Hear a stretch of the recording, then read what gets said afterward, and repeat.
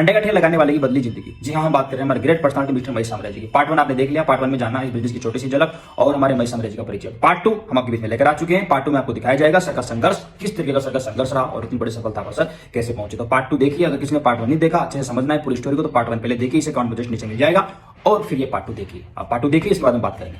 दूर दूर तक सक्सेस नजर नहीं आती थी, लोग जुड़ते नहीं थे। उसके बाद मैं मेरे सीनियर अपलाइन के पास जाता हूं और बोलता हूं सर मेरे को काम बड़ा करना, लेकिन लोग जुड़ते नहीं हैं। दोस्तों उन्होंने मेरे को बोला महेश जी, शाम को आपका अंडे का ठेला लगता है और शाम को ही लोग फ्री होते हैं, आपको इस ठेले को बंद करना पड़ेगा। क्या बोला?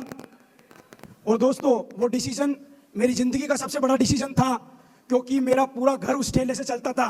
मेरी मम्मी यहाँ बैठी है, मेरे पापा यहाँ बैठे, आप पूछ सकते हो। पूरा घर उस ठेले से रोटेट होता था। अगर 3 दिन ठेला ना लगाए तो घर का रोटेशन ऑटोमेटिक डामाडोल हो जाता था। लेकिन 8 महीने बाद मैंने डिसीजन लिया अंडे का ठेला छोड़ने का। और दोस्तों आप यकीन करना, जब मैं अंडे का ठेला बंद करके घर वालों को चाबी पकड़ा दी थी, मेरे घर में 3 दिन ऐसा माहौल रहा जैसे कोई मातम का माहौल है। घर वाले एक ही बात समझाते हैं, बोले इन कंपनियों का कोई भरोसा नहीं है, आज चल रही है कल कोई गारंटी नहीं है, जमा जमाया ठेला बंद हो जाएगा और कल कोई और लगा लेगा, तू काम कर लेकिन ठेले को बंद मत कर।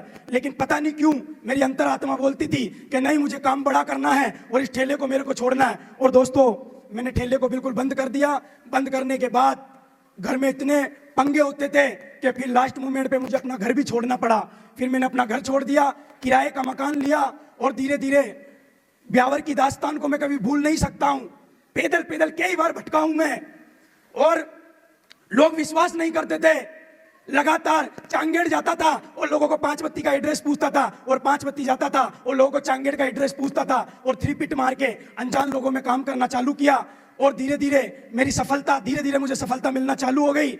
लेकिन धीरे धीरे जैसे मेरी 500 लोगों की टीम बनी, मैंने कार खरीद ली, पैसे आने मेरे साथ में पास में लगातार आना चालू हो गए। लेकिन उसके बाद मार्केट में आपने ये देखा होगा, कई चिटफंड कंपनियां भी मार्केट में घूमती है जो लोगों को लालच देती है, और उस लालच के चक्कर में कई लोग चले गए और मेरा जो नेटवर्क था वो जीरो हो गया। उसके बाद मैं अंदर से टूट गया, पूरा परेशान हो गया और दोस्तों इनकम जो मेरी थी वो दोबारा जीरो हो गई। और दोस्तों उसके बाद आप यकीन करना, मैंने इस बिजनेस को छोड़ने का डिसीजन लिया। मेरे को लगा कि यार अब मैं नहीं कर पाऊंगा, क्योंकि जिस आदमी ने मेहनत करके टीम बनाई, जब वो टीम टूट जाती है तो आदमी अंदर से टूट जाता है। और दोस्तों उसके बाद मैं इस काम को छोड़ने का डिसीजन लेता हूं। लेकिन उसके पहले मैं उनको जानता नहीं था, मैं उनको दूर से ही जानता था। और दोस्तों उस समय मेरे पास एक शख्सियत का फोन आता है और दोस्तों मैं उनको आज, अगर शायद वो नहीं होते तो मैं सेफ शॉप में कभी नहीं होता, क्योंकि उनका मेरे जीवन में बहुत बड़ा रोल है।